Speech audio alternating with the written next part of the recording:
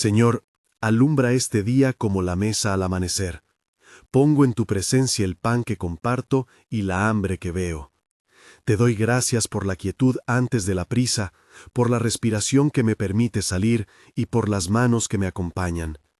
Confieso mi cansancio, mis juicios rápidos y la vanidad que a veces me empuja a buscar reconocimiento antes que servicio.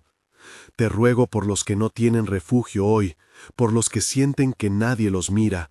Intercedo por los que cuidan en soledad, por los que temen al hospital, por los niños que no entienden la angustia adulta. Me comprometo, Señor, a caminar donde me mandes, a escuchar más que hablar, a abrir la libreta y cumplir las tareas que pones delante.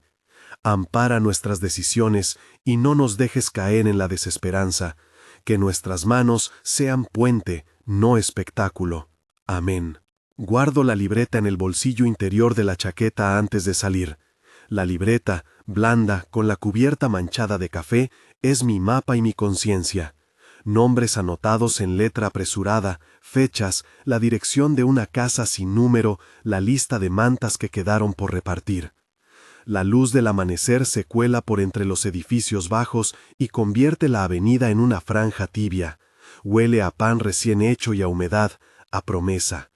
El barrio despierta con pasos cortos, vendedores que colocan frutas en cajas, una radio antigua que alguien apaga deprisa, un gato que atraviesa la acera como si llevara prisa por su propia vida. En la plaza, Marta ya está. La reconocí por la forma en que se envuelve la bufanda y por la manera decidida con que saluda a cada persona. Es enfermera, su voz sabe contener la urgencia sin dejar de ser suave. Andrés aparece con la furgoneta pequeña, cubierta con una lona donde se amontonan mantas y algunas bolsas con ropa. Laura trae termos con café. Somos tres que, sumados a algunos vecinos, intentamos sostener aquello que la ciudad no puede sostener sola. ¿Trajiste la lista?, me pregunta Marta en voz baja, sin levantar el tono de quien pide un favor, sino como el de quien confía en el procedimiento. Aquí está, digo, pasando la libreta abierta con la primera entrada del día. Rosa, 52 años, tos persistente, sin documento. Mateo, hermano. Elena, madre joven con un niño de 2 años. Puse también la nota sobre la mujer en la estación que no se atreve a pedir ayuda por miedo a perder a su hijo. Abramos poco, las palabras necesarias se deslizan entre nosotros como si fueran instrucciones físicas. Repartimos las mantas, conversamos con quienes se acercan, registramos rostros. La plaza tiene un rumor constante, el roce de las mantas, la risa tímida de un niño que recibe una manzana, una mujer que agradece con las manos porque las palabras se le enredan. Mis dedos rozan la libreta. Cada nombre es una voz que reclama continuidad, no un logro que tachar. La primera llamada nos llega a media mañana. Es Mateo. Su voz del otro lado suena agotada, pero cristalina en la necesidad. Su hermana Rosa ha empeorado por la noche. No tiene papeles y le da miedo ir al hospital. Teme no ser atendida o ser separada del hermano que la acompaña. Le hablo con la calma que no siempre siento. Le explico que iremos, que no la dejaremos sola.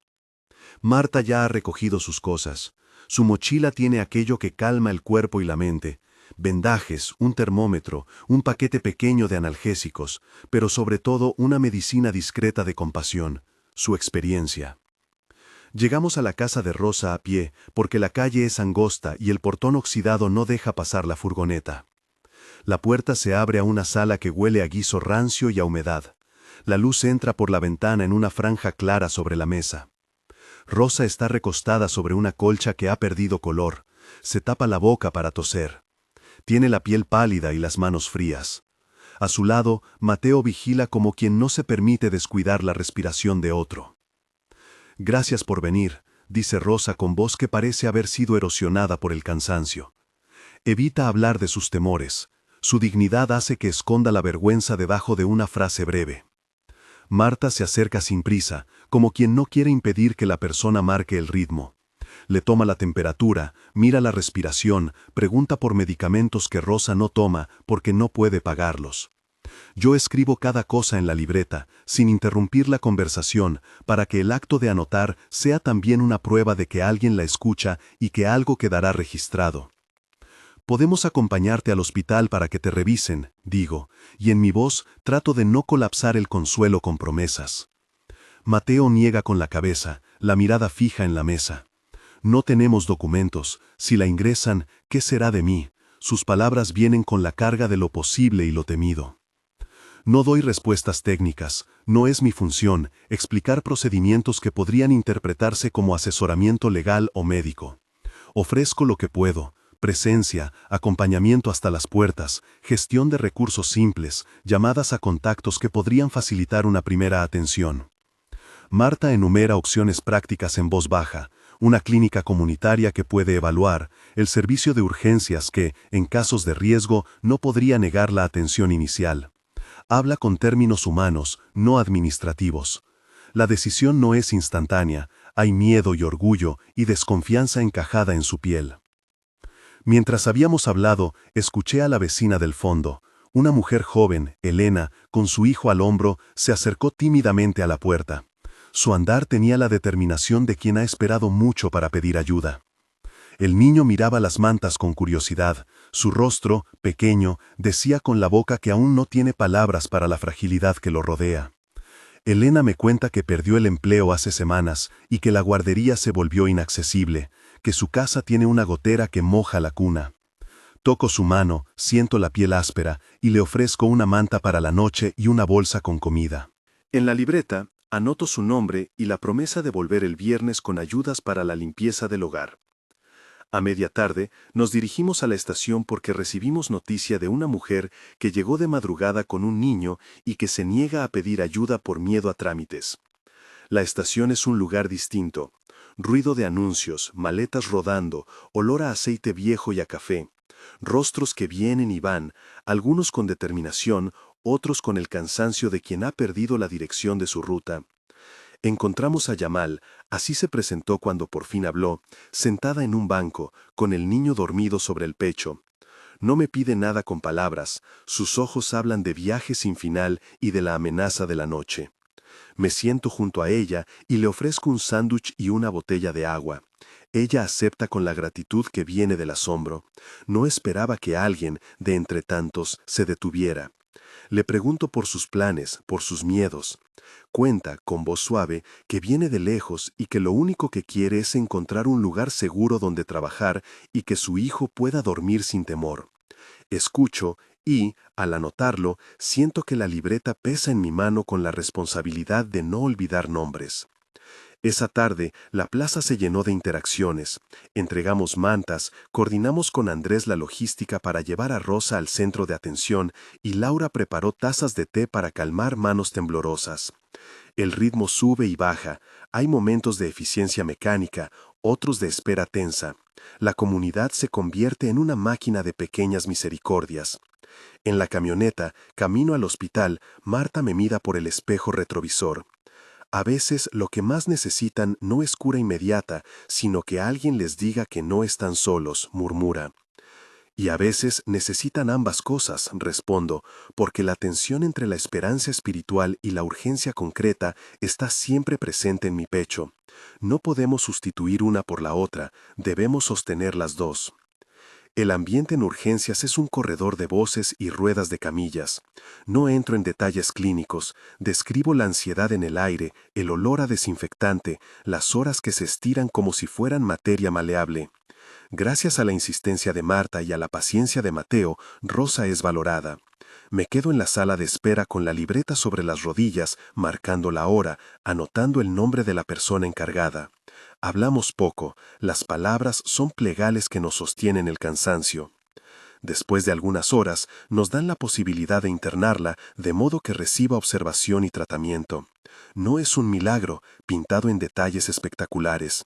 Es la puerta que se abrió en medio de la noche porque alguien decidió acompañar. Cuando salimos, la noche se ha asentado y las farolas hacen círculos amarillos en el pavimento. Entrego a Mateo una manta extra y le digo que volveremos mañana. Él aprieta la mano con fuerza y agradece en silencio. En mi libreta escribo: seguir visita, tramitar ficha social, confirmar medicación. De regreso a la plaza, hay un momento breve en que la ciudad parece contener la respiración. Me siento en un banco y saco la libreta. La luz de una farola dibuja la textura de la cubierta. Es entonces cuando otra oración nace, no como lectura, sino como acto. Señor, te doy gracias por las puertas que se abrieron hoy, por las manos que se cruzaron y por la valentía de quienes aceptaron ser ayudados. Perdóname por mis dudas, por las veces que calculé mis fuerzas y no pregunté por las tuyas. Te pido por Rosa y por Mateo, por Elena y su niño, por Yamal y su valentía. Te pido por los voluntarios, que no se agoten en el camino, sino que encuentren refugio en tu gracia. Prometo volver mañana, anotar con claridad y no dejar que los nombres se conviertan en notas olvidadas. Haz que nuestra acción sea persistente y humilde, y danos sabiduría para acompañar sin invadir. Amén. El silencio me devuelve una serenidad que no es pasiva, es una reserva para la acción. Al día siguiente, la libreta está ya ocupada de tareas. Soy el mapa de pequeñas obligaciones. Marta coordina con una trabajadora social de la clínica que se ofrece a ver el caso de Rosa y a orientar sobre trámites. No prometemos milagros, prometemos seguimiento. Andrés y Laura gestionan el reparto de mantas para la noche y organizan un turno rotativo. El gesto no borra la necesidad, pero asegura que alguien estará en vigilia. La comunidad, con su avenida de voces diversas, se convierte en un tejido. Cada hilo es alguien que aparece y sostiene. Los días siguientes alternan entre la rutina de la plaza y la inmediatez de las emergencias. Conocemos a otros, un hombre mayor que viene a cambiar historias por pan, una joven con voz rota que busca trabajo, una madre que no ve cómo pagar la próxima cuota de luz. El trabajo es constante y a veces extenuante. Miro la libreta y veo páginas llenas de nombres, tareas, promesas de volver. Me sorprende la densidad de la vida que se despliega en lo cotidiano. La escena menos poética es también la más sagrada. En uno de esos encuentros, Marta me dice algo que me queda resonando. No arreglamos el mundo, solo le damos respiros. No lo dice con derrota, lo dice con la clara aceptación de que la labor es una serie de respiros que, acumulados, sostienen una esperanza. Mientras pienso en esta frase, el barrio se vuelve aún más humano. Pequeñas reparaciones de dignidad que no pretenden resolver todo, pero que rehacen el tejido donde la indiferencia lo desgarró. Una tarde, recibimos la noticia de que a Rosa le diagnosticaron una infección que requiere seguimiento y medicación prolongada. No puedo prometer que todo estará bien. Me siento incómodo ante quienes esperan certezas en la boca de los que acompañamos. Lo que sí podemos ofrecer es constancia, visitas, medicación al alcance cuando sea posible, gestión con redes comunitarias para conseguir el costo mínimo de la receta. Haz que nuestra acción sea persistente y humilde, y danos sabiduría para acompañar sin invadir. Amén. Anoto cada gestión en la libreta, como quien planta estacas para sostener un árbol que todavía no ha echado raíces fuertes. La comunidad de voluntarios tiene sus propias tensiones. A veces me descubro impaciente con los plazos, otras calcino por el cansancio. Hay orgullo que hay que confesar, la pulsión de ser el salvador, de que el gesto sea visible. En una noche de guardia, cuando el frío cala los huesos, vuelvo a inclinarme en silencio. Señor, confieso que mi alma se cansa y que mi orgullo quiere reconocimiento. Perdona mi prisa por resultados y mi temor a la continuidad del servicio. Te ruego por los que se sienten impotentes, por los que anhelan ayudar pero no saben cómo empezar. Te pido por los niños que han conocido más traslados de casa que certezas. Dame humildad para recibir ayuda y darla sin esperar aplausos. Me comprometo a sostenerme en comunidad, a pedir relevo cuando no llego, a compartir las cargas cuando pesan demasiado. Amén. Una de las noches más tensas fue cuando llegó a la plaza un hombre con heridas en las manos. No narraré los detalles de la lesión porque el respeto obliga a discreción, pero sí diré que su miedo era grande. No quería que la policía viniera, no confiaba en nadie. Marta y yo conversamos con él con la calma de quienes saben que el miedo no se vence con discursos. Le ofrecimos primeros auxilios básicos y una manta. Le hablamos de la posibilidad de que alguien lo acompañara al centro para una valoración. con el tiempo y con la persistencia silenciosa de varias conversaciones, aceptó. Esa aceptación no fue un final rotundo, fue una puerta entreabierta. Lo que más me mueve de estos días no son los grandes gestos, sino las repeticiones pequeñas. Volver a la misma casa, preguntar por la medicación, recordar el nombre del niño que sonríe cuando ve un lápiz de colores. La libreta se vuelve un libro vivo, sus páginas contienen historias que exigen memoria. Hay una noche en que anoto: visitar a Elena el jueves, traer cloro y guantes para la limpieza. Al llegar, la gotera había empeorado. No invento soluciones técnicas, pero ofrezco manos y vecinos que ayudan a levantar lo indispensable. Este tipo de acompañamiento, manual y humilde, sostiene la dignidad en el día a día. En la semana siguiente se organiza una pequeña mesa comunitaria en el centro.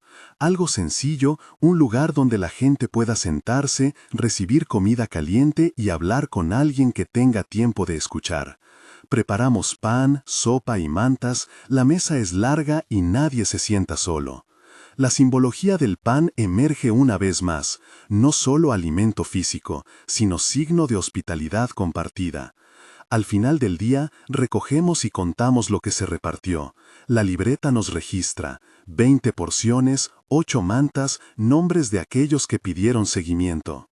En una pausa, me siento y hablo con Andrés sobre la fatiga. A veces siento que la ciudad es un mar y nosotros somos tablones pequeños, dice, con una sonrisa que no oculta su agotamiento. Somos tablones que se encuentran, replico, y a veces un tablón ayuda a que otro no se hunda. Hay risas cortas, cafés compartidos al borde de la plaza. La camaradería no borra la gravedad de las necesidades, pero fortifica el espíritu para continuar. La disciplina de volver, de escribir, de sostener fechas, es lo que hace que la obra no sea espectáculo, sino servicio. Pasan los meses y algunos casos avanzan. Rosa mejora con medicación y acompañamiento. Elena consigue una ayuda temporal que le permite pagar la guardería durante un mes. Yamal encuentra un trabajo informal que le da la esperanza de una rutina. Ninguna de estas resoluciones es total. Cada paso es una fractura de la cadena de desesperanza. Nadie pretende que el mundo cambió de golpe. En la libreta, junto a los nombres, hay notas de gratitud, momentos difíciles y tareas que no terminan. Una tarde lluviosa, mientras repartimos cobijo, se acerca un hombre mayor que solía hablar mucho y contar historias de su juventud. Hoy camina con la espalda encorvada y una bolsa con pocas cosas. Me mira y dice, con voz rota: «Gracias por la manta. Ayer nadie me miró a los ojos». Su frase me atraviesa. Me doy cuenta de que nuestra labor tiene un componente ritual: devolver la mirada humana. No solucionamos su historia personal, ni borramos las pérdidas que acumuló. Sí restauramos algo más profundo: la sensación de ser visto. En la penumbra de la noche, cuando las mantas están repartidas y uno puede respirar, vuelvo a la libreta. Las páginas están llenas de nombres que me piden no olvidar la continuidad. Abro una nueva hoja y escribo planes: visitas, voluntarios para el fin de semana, seguimiento de medicación para Rosa, contacto con una red para apoyo laboral de Yamal. Siento la bendición y la carga al mismo tiempo. Siento que el llamado no es un destello, sino una vida tejida. Antes de cerrar la libreta, me inclino una vez más en silencio. No repito palabras vacías, mi oración es sencilla y cargada de cansancio y de confianza. Señor, gracias por las manos que nos sostienen y por las que nos piden ayuda. Te confieso la fatiga y la tentación de cerrar los ojos cuando la realidad pesa demasiado. Te ruego por cada persona que dio su nombre y confió en nosotros. Acompáñalos en lo que no podemos resolver. Fortalece las redes que están naciendo. Haz que las mantas sean calor real y que la libreta sea memoria fiel. Me comprometo a no abandonar los nombres, a honrar las promesas escritas y a volver cada vez que haga falta. Amén.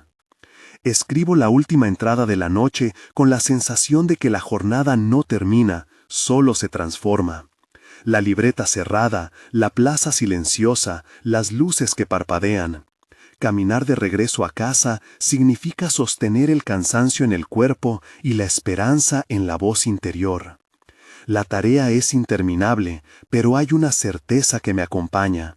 No caminamos solos. La comunidad se teje con cada encuentro. La hospitalidad no es un acto heroico, sino una disciplina de retorno.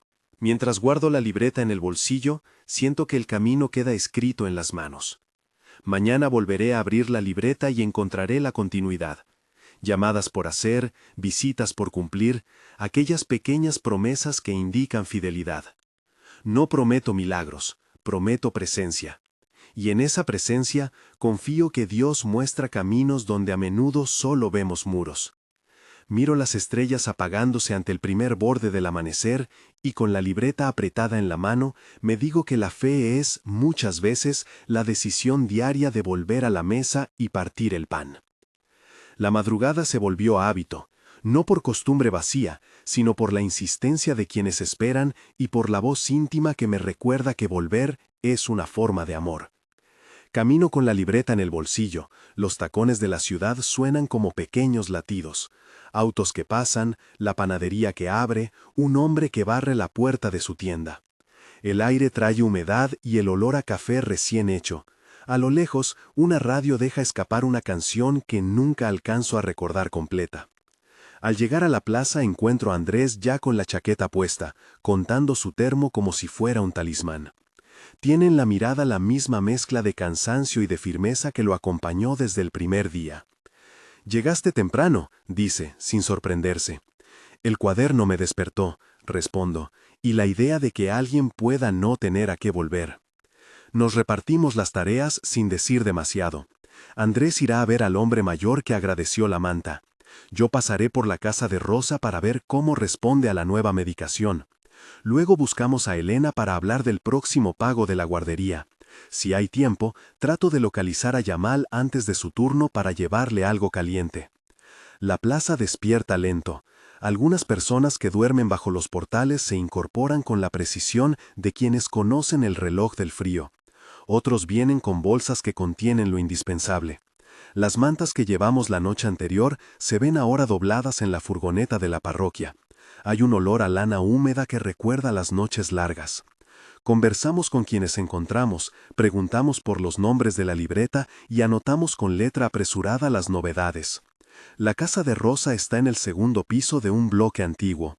Subo las escaleras con cuidado porque aún resuenan en mí las conversaciones sobre su insomnio y su temor a los efectos secundarios. Ella abre la puerta con la misma dulzura. Su hijo se deja ver detrás de la cortina con una camiseta demasiado grande para su cuerpo delgado. «Ven», me dice Rosa, y su voz tiembla menos que antes. Me siento un poco mejor. El médico dice que hay que esperar, pero dormir anoche fue menos ruido que antes. Nos sentamos en la cocina. Ella me cuenta cómo ha sido la semana. La vecina le dejó una sopa, alguien le consiguió un descuento en la farmacia, una vuelta cotidiana que destraba algo del aislamiento. Revisamos la libreta. Apunto la hora en que le tomaron la presión, la dosis de la pastilla. ¿Quién hará la visita esta semana? Le pregunto por sus sueños, por las pequeñas cosas que antes le daban placer. Rosa ríe, leve, y me agradece por no haberla tratado con urgencia teatral, sino con paciencia real. Salir de la casa de Rosa me da ánimo.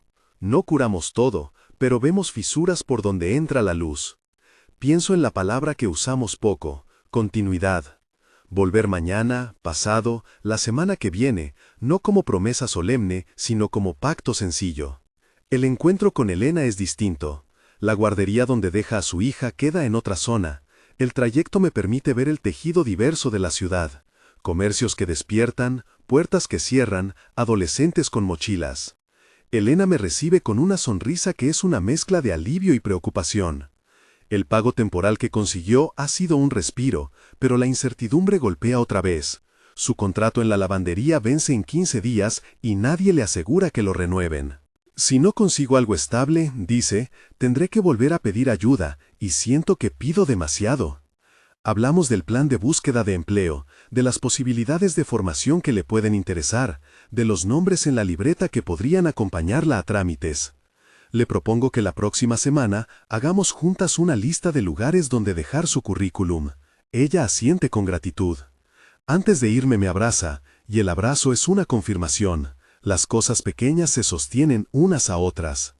Mientras tanto, Andrés encuentra al hombre mayor en la esquina que siempre ocupa cuando la lluvia no le permite estar bajo el puente. Se sientan en silencio. El anciano habla menos que antes, su memoria tiene territorios en penumbra. Andrés le ofrece una taza de café y escucha. Cuando vuelve, trae en la mano un cuaderno pequeño con dibujos de cuando el hombre aún sabía dibujar. Lo muestra con orgullo, como quien comparte una reliquia. Dice que esa libreta lo hace recordar, me cuenta Andrés. Le recuerda que hay cosas que no están rotas del todo. Me quedo pensando en la idea de memoria y en cómo la libreta que nosotros llevamos puede ser un anclaje para historias que, sin ese seguimiento, se disuelven en la indiferencia. No es nuestra libreta la que salva, pero nuestra constancia crea un lugar donde la historia de cada persona encuentra voz. A mediodía, recibimos una llamada de la red comunitaria. Hubo un desalojo en un edificio cercano y varias familias quedaron en la calle. La noticia cae como un peso nuevo. Organizamos en 5 minutos. Champús, pañales, un par de mantas y una mesa de cartón para dar alimentos calientes. Es una respuesta improvisada, pero es lo que tenemos. Andrés y yo dejamos la plaza por un rato y vamos al edificio. La escena es dura. Aparatos de cocina abandonados en la acera, colchones amontonados, un llanto de niño que no entiende por qué la casa se convirtió en afuera. Con voz tranquila, hablo con una joven madre que sostiene a su bebé. Tiene los ojos llenos de una tristeza que no cabe en palabras. Le ofrezco un plato caliente, una manta, y, cuando puedo, asiento para escuchar. Ella me cuenta de su esposo que se fue, de la fecha límite de su contrato, de la tarjeta de crédito que alcanzó su tope. No hay soluciones milagrosas, pero hacemos lo posible. Les damos números de la guardería que ofrece una cuota reducida, anotamos su nombre en la libreta y les prometemos volver a buscar alternativas más duraderas. Esa tarde, de regreso en la plaza, la lluvia vuelve a castigar la ciudad. Las gotas hacen preguntas en los charcos, las mantas huelen a húmedo, pero la gente come y por un rato se siente refugio en lo compartido. Conversamos con la mujer que cocina en el kiosco y ella nos aporta bolsas con pan viejo que transformamos en sopas densas. Esta interdependencia, que no figura en planes hermosos ni en discursos, es el tejido real. Vecinos que comparten lo poco, manos que ofrecen sin preguntar. En los días siguientes, la libreta se va llenando como las olas llenan la orilla, nombres, llamadas, promesas. Hacemos llamadas a trabajadores sociales, buscamos en redes de empleo, pedimos a iglesias vecinas que colaboren con ropa para quienes perdieron todo en el desalojo. A veces la respuesta es inmediata, otras hay puertas que se cierran lentamente. Aprendemos a tolerar la frustración sin permitir que nos paralice. Hay una noche en la que la fatiga me viene con la crueldad de un viento frío.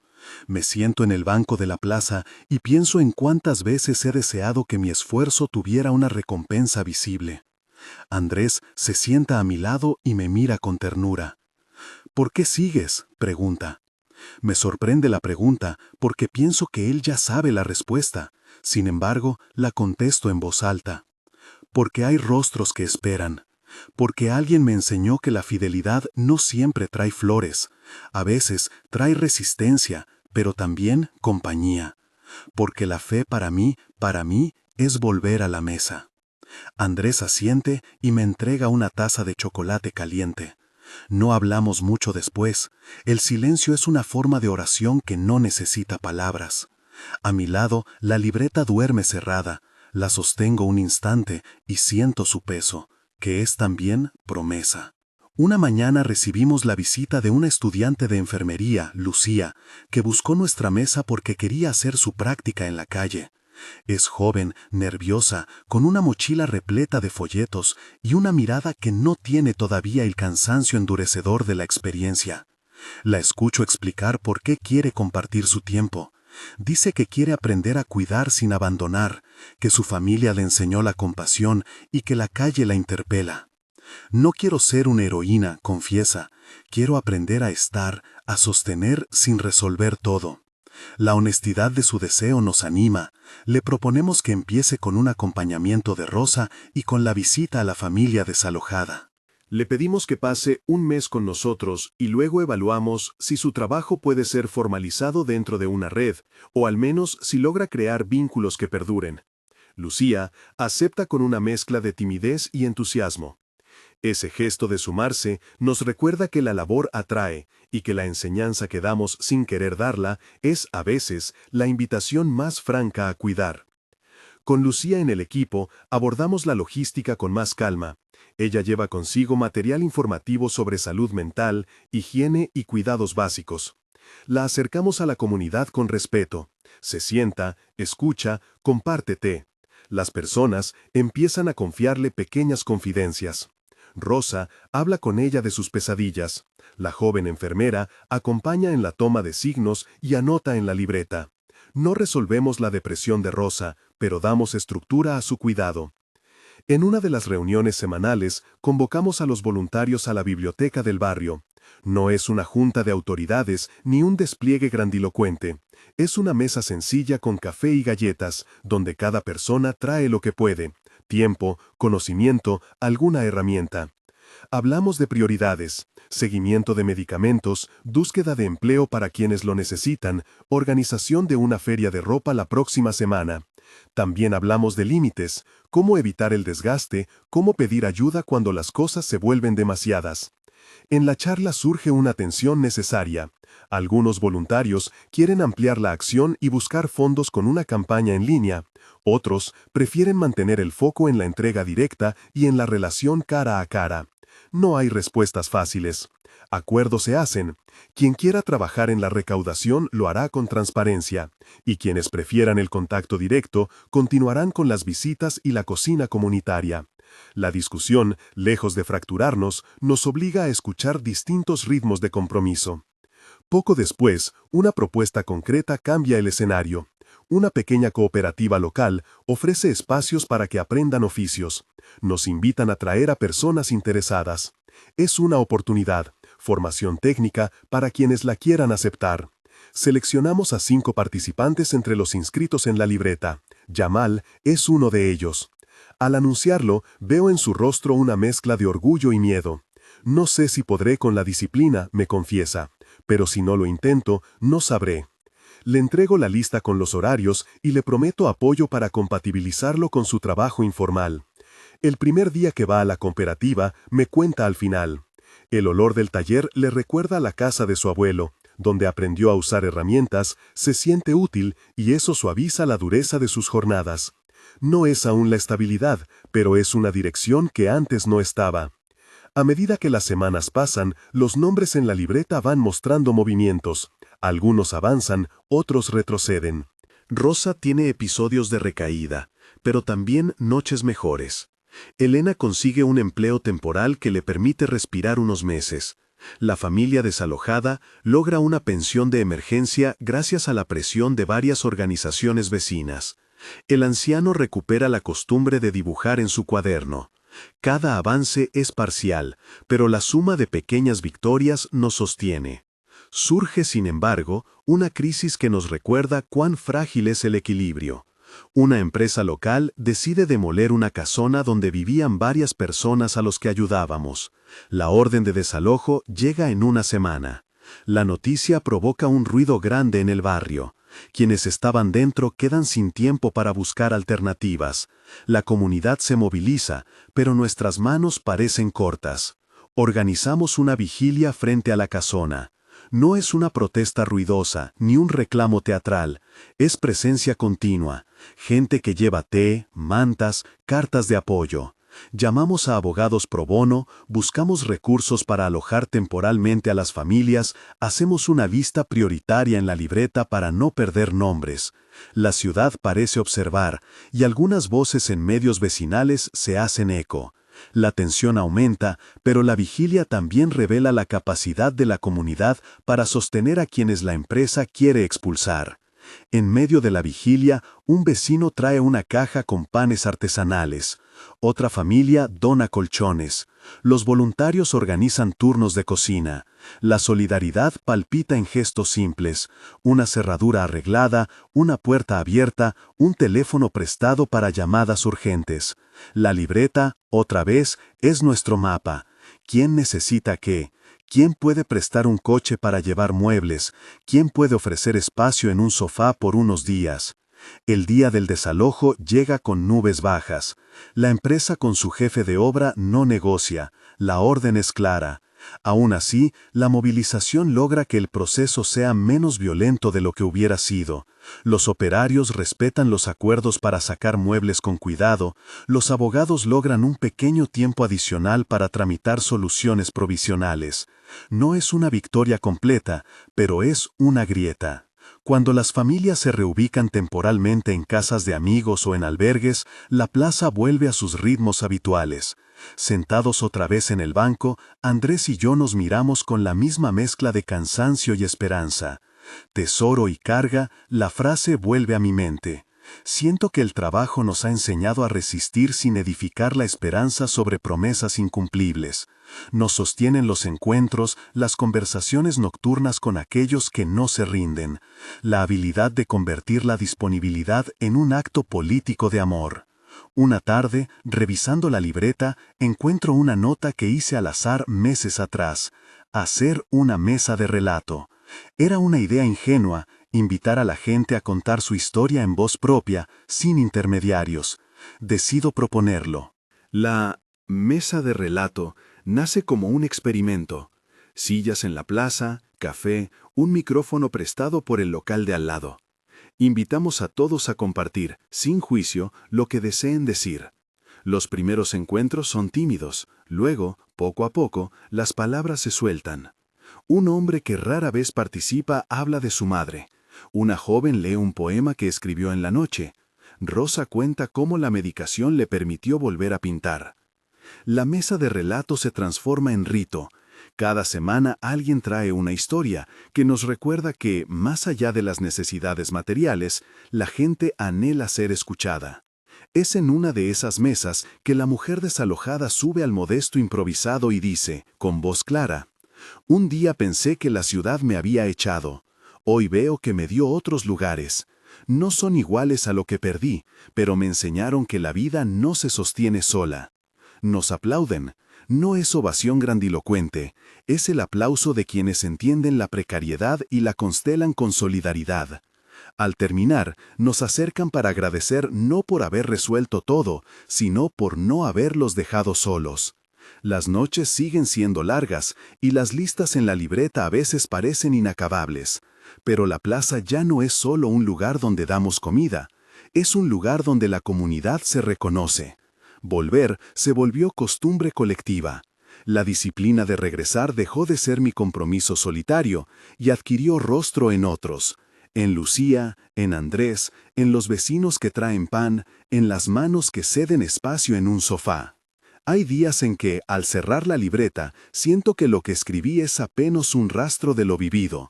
Otras veces, la libreta parece un testimonio de la fidelidad humana. Amo y temo a la libreta. Amo que conserve nombres y temo que alguno se pierda en la rapidez de la ciudad. Por eso, vuelvo siempre, para asegurar que los nombres sigan vivos. En una noche clara, con las estrellas apenas visibles por la luz urbana, me quedo un rato más en la plaza. El murmullo de conversaciones se convierte en una música tenue. Pienso en la frase con la que empecé a creer que la fe es volver. Me sorprende que algo tan simple haya transformado mis pasos. No prometo milagros, prometo presencia. Y en esa presencia se afirma una certeza más amplia, que la humanidad se sostiene cuando alguien decide regresar a la mesa. El cuaderno ya tiene más hojas usadas que nuevas. Lo cierro con cuidado y lo guardo en el bolsillo. Mañana habrá llamadas por hacer, visitas por cumplir, nombres que pedirán seguimiento. Pero hoy cierro una jornada con la sensación de que la fidelidad, aunque sea desgastante, produce frutos lentos y subterráneos. Y con esa confianza me levanto para volver a casa, sabiendo que al amanecer abriré la libreta otra vez, y que la ciudad, aun en su dureza, seguirá ofreciendo encuentros que nos humanizan. Al amanecer, tal y como había prometido en la noche, fui a abrir la libreta. El frío aún pegaba en las manos cuando pasé la tapa. Algunas hojas se habían humedecido por la lluvia nocturna y olían a húmedo y a tinta. Repasé las últimas anotaciones, nombres que exigían seguimiento, una visita pendiente a la clínica, el número de teléfono de la voluntaria que podía llevar frazadas. Llamé a la coordinadora de la guardia para reorganizar las rondas de la semana y dejé mensajes para los abogados que habían conseguido aquel tiempo extra. La pequeña maquinaria de la plaza debía seguir funcionando. Andrés pasó por la mañana con 2 termos y una bolsa de pan. Traía en la cara la misma mezcla de cansancio y determinación que yo, dormido un poco, pero despierto para la tarea. Nos sentamos en el banco y hablamos sin prisa de la mesa de relato. «Hay que pensar cómo no dejarla solo como un consuelo», dijo. «Si la gente cuenta y después no pasa nada, esa voz se apaga. Necesitamos que las historias también cambien algo». La idea quedó suspendida hasta que Lucía, que aparecía con su bicicleta siempre que había que hacer logística, propuso algo concreto: hacer un cuadernillo con fragmentos de relatos, una pequeña edición casera que pudiéramos repartir entre los albergues, en la universidad, en el mercado. No se trataba de venderlo, dijo, sino de devolverle a la gente la alegría de verse leída. Las palabras, explicó, habían siempre un modo de resistencia. Las manos que se ofrecieron para coser y pegar fueron muchas. Una maestra jubilada que vivía cerca, un estudiante de diseño que había escuchado de nosotros por un amigo, la dueña del local que nos prestó el micrófono. Reunimos las transcripciones de la libreta y los audios de las mesas. Pedimos permiso a quienes habían hablado para incluir fragmentos. Hubo quienes se ronjosaron y negaron al principio, pero cedieron. Preferían que su voz circulase que verla morir en una noche de palabras. Mientras tanto, la plaza seguía recibiendo a los que no encontraban otro lugar. Algunos días, un hombre joven, del que nadie sabía bien su historia, llegaba con una guitarra desafinada y tocaba melodías que nadie pedía, pero todos agradecían. Una tarde, después de una mesa particularmente íntima, aquel hombre se quedó a ayudar a juntar sillas. Más tarde, supimos que se llamaba Mateo y que había quedado en la calle tras una discusión con su familia. No le pedimos el porqué, lo acompañamos a buscar una oportunidad para dormir y hablar con los servicios que podían orientarlo. Mateo, a su vez, regaló canciones. La maqueta del cuadernillo, una serie de hojas fotocopiadas y cosidas con hilo de algodón, salió mejor de lo esperado. El diseño era humilde, fotos de manos, trazos de bocetos, frases recortadas que funcionaban como puertas. Rosa trajo una de sus pinturas para la portada, un rostro hecho con manchas de color que parecía mirar de frente al lector. El día que imprimimos las primeras copias, la plaza pareció celebrar. Distribuimos el primer lote entre quienes nos habían contado. Ver a la gente sostener su propia palabra en la mano fue un gesto casi religioso. Algunos la leyeron en voz alta y se echaban a reír o a llorar según lo que encontraran. La circulación del cuadernillo abrió puertas inesperadas. Un profesor de la facultad, amigo de uno de los voluntarios, ofreció que sus alumnos hicieran una pequeña investigación sobre las condiciones habitacionales de la zona y que a la vez colaboraran con una exposición fotográfica. Otro vecino que regentaba la librería del barrio dio espacio en el escaparate para mostrar algunos ejemplares. No tardó en llegar la primera nota en un blog local. Alguien había visto la exposición y quiso contarlo. No quiero decir que todo cambió por eso. La ciudad siguió siendo duro terreno, con su indiferencia y sus señales de desgaste. Pero comenzaron a aparecer manos que hasta entonces habían permanecido ajenas. Gente que, por su oficio o por su vecindad, tenía recursos distintos a los nuestros. No todos quisieron comprometerse más allá de una donación puntual. Otros, en cambio, encontraron en la plaza una manera de ser parte de aquello que, hasta entonces, parecía no pertenecerles. Hubo una propuesta que nos sacudió a todos: pintar un mural en la pared blanca que hace esquina con la plaza, un panel largo que había servido solo de fondo para carteles viejos. La idea vino de los estudiantes de la facultad y de un artista local que había pasado por una mesa de relato y había quedado conmovida. Pintar un mural era, dijeron, una forma de anclar esas voces no solo en papel sino en la calle, un modo de decir que aquí habían pasado cosas y que esas historias no se borrarían tan fácilmente. El día del mural fue como una gran mesa pero con brochas en vez de tazas. Trajeron andamios prestados, latas de pintura donadas, música y pan.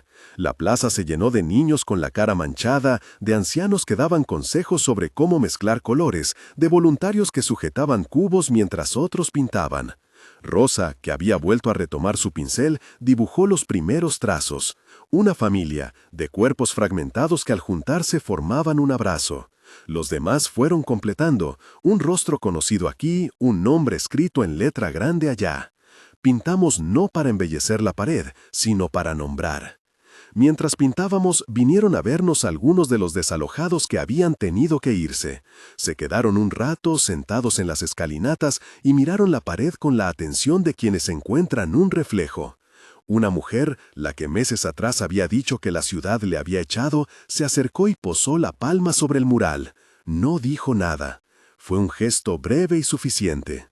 Esa tarde, a medida que el sol bajaba, la pared quedó cubierta por caras, manos, pequeñas escenas que no pretendían ser monumentos sino vecindad. Nadie firmó con nombre propio. Algunos pusieron seudónimos, otros dejaron un símbolo. Yo, que había notado tantas historias en la libreta, sentí que por primera vez algo material se quedaba fuera de mi bolsillo. La calle ahora contenía testimonios que no dependían de mi memoria. Al día siguiente, la noticia del mural corrió por el barrio.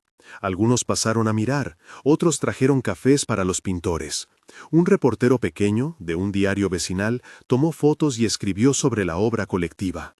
Vino también la oferta inesperada de un local comercial que donó pintura para terminar los remates. No era grande la solidaridad, pero era persistente. Y con cada gesto, la plaza se volvía menos un parche y más un lugar de tránsito y de estancia. Aún así, la resistencia seguía teniendo sus noches largas. Hubo llamadas que nos recordaron que no podíamos entretenernos solo en los símbolos. Un grupo de familias necesitaba ayuda para tramitar su acceso a ayudas de vivienda. Otro hombre, con problemas crónicos de salud, requería acompañamiento para citas médicas que le habían postergado. Organizamos turnos, raspamos de nuestros días para acompañar. La plaza no dejaba de ser un centro de urgencias, aunque ahora tuviera también un mural que refrendaba la presencia de quienes, de otra manera, habrían sido invisibles. En una de esas visitas, la maestra jubilada que cosió cuadernillos me dijo, con una sonrisa cansada, «No es poco lo que hacen. A veces la gente me pregunta si sirve de algo. Yo les digo que sirve porque cuando llegas y dices, estoy aquí, ya hiciste algo. El estar es un acto que contiene esperanza». Me acordé entonces de la frase que me había acompañado desde el principio: prometer presencia, no milagros. La frase me sonó otra vez con la crudeza de quienes conocen las limitaciones y a la vez la ternura de quien sigue. La plaza, con su libreta y su mural, con la mesa de relato y una costura de voluntades, se convirtió en un lugar de trazos lentos. No solucionábamos y quizá no íbamos a solucionar todas las urgencias, pero estábamos rimando la ciudad con otra palabra: cuidado. Esa palabra, repetida en bocas de vecinos y desconocidos, añadió un ritmo a nuestras rutinas. Empezamos a sentir que la fidelidad, esas pequeñas visitas, llamadas, repartir pan a la hora adecuada, generaba un tejido que dificultaba que la soledad arrasara con la dignidad. Al cerrar la jornada, me quedé un rato frente al mural. La luz del farol le daba otro carácter. Los colores se mezclaban en sombras suaves. Pensé en las hojas de la libreta, en las voces que la llenaban y en el gesto humilde de coser un cuadernillo. Me pareció que la plaza ahora contaba con dos tipos de memoria: la de la libreta, íntima y precisa, y la de la pared, pública y visible. Las dos se complementaban. Una guardaba nombres para el seguimiento cotidiano, la otra decía al transeúnte que allí habían vivido personas con historias que merecían ser vistas. Regresé a casa con pintura en las uñas y la sensación de que algo pequeño había cambiado el paisaje. No era la promesa de una solución definitiva, pero sí la evidencia de que, cuando un grupo decide volver a la mesa, la ciudad deja de ser paisaje indiferente y se convierte en lugar. Mañana habría otra lista en la libreta, otra urgencia, otros encuentros, y también otra mesa de relato, otra ronda de café y quizá nuevas voces dispuestas a confiar su historia a nosotros. Cerré la puerta con el mismo cansancio que siempre, pero con la certeza de que la fidelidad tenía un modo de multiplicarse, no por la grandilocuencia de los gestos, sino por su repetición silenciosa.